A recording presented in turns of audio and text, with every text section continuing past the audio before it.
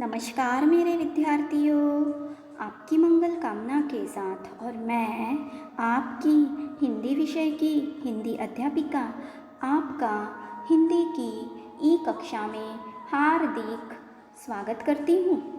विद्यार्थियों, आज हम कक्षा 7वीं में विषय हिंदी में अभ्यास सागर से कर्मवीर के अंतर्गत कारक का अध्ययन करने वाले हैं। आइए ध्यान से श्रवण कीजिए।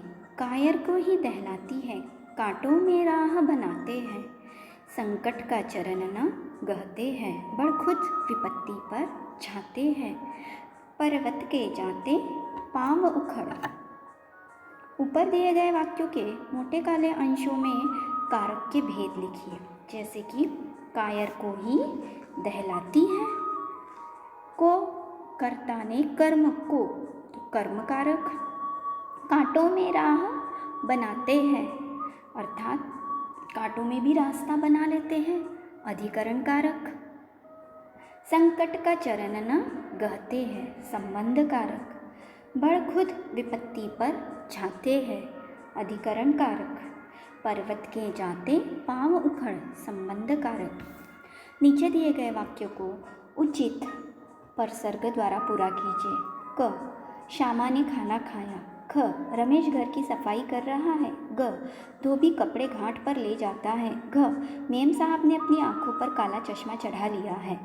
अड़, उनके कपड़ों से इत्र की सुगंध आती रहती है।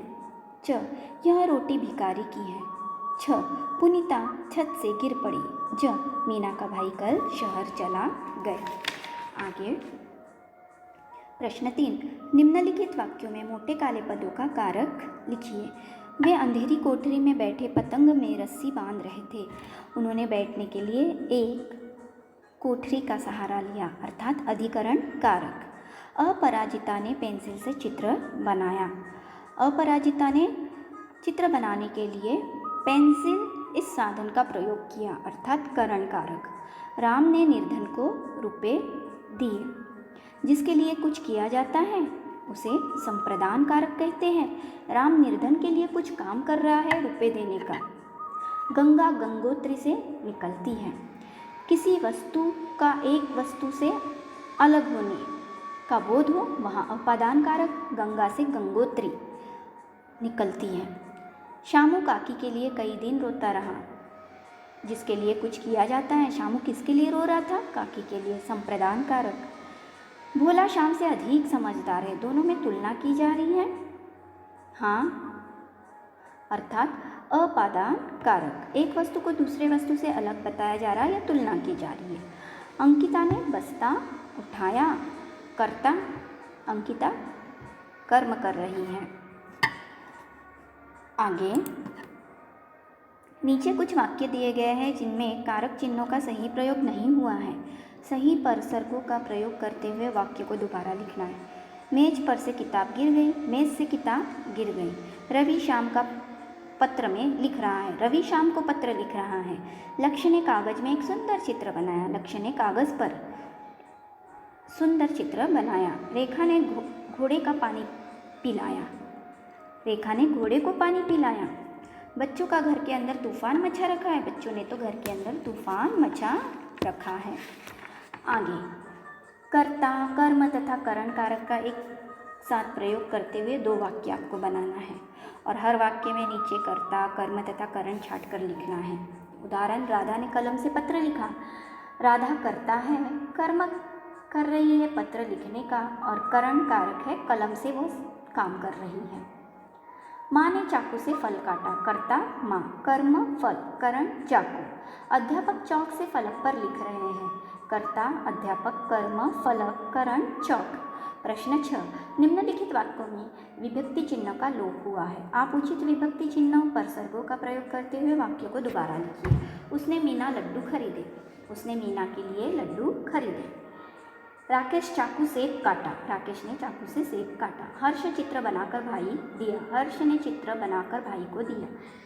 विभीषण रावण समझाया। विभीषण ने रावण को समझाया। नटो करतब दिखाए। नटो ने करतब दिखाए। आगे नीचे दिए गए वाक्यों में उचित विराम चिन्ह लगाइए। बुढ़िया ने कहा अल्प विराम। यहाँ से अब आपका दोहरा अवतरण चिन्ह शुरू हो जाएगा। मेरा बेटा बहुत बीमार है, पूर्ण विराम, दोहरा अवतरण चिन्ह पूर्ण। धीरे धीरे रात गहराते जा रही थी, धीरे धीरे के बीच योजक चिन्ह, और जहाँ वाक्य पूर्ण होता है वहाँ विराम चिन्ह। बुढ़िया अल्प विराम, उसका पति और उसका बेटा परेशानी सुनने लगे, पूर्ण विराम, दोहरा अवतरण चिन्ह शुरू। मैंने कहा अल्प विराम, नहीं नहीं, नहीं नहीं के बीच योजक चिन्ह, मुझे भूख नहीं है, पूर्ण विराम, दोहरा अवतरण चिन्ह पूर्ण। इतनी रात में तुम कहाँ जाओगे, प्रश्न सूचक चिन्ह। नीचे दी गई पंक्तियों में जो वर्ण शब्दों के प्रारंभ में बार बार आया है उसे लिखिए।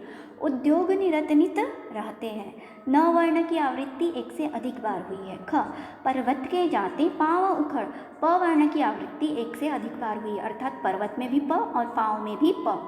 मानव जब जोर लगाता है, ज वर्ण की आवृत्ति एक से अधिक बार हुई, जब और जोर में। पत्थर पानी बन जाता है, प वर्ण की आवृत्ति एक से अधिक बार हुई, प पत्थर पानी।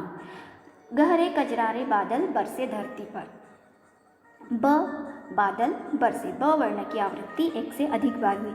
जब कोई एक वर्ण अनेक शब्दों के शुरू में आए अथवा एक वर्ण से अधिक बार आए तो वहाँ अनुप्रास अलंकार होता है। प्रश्न 10, नीचे दिए गए शब्दों में संधि कीजिए।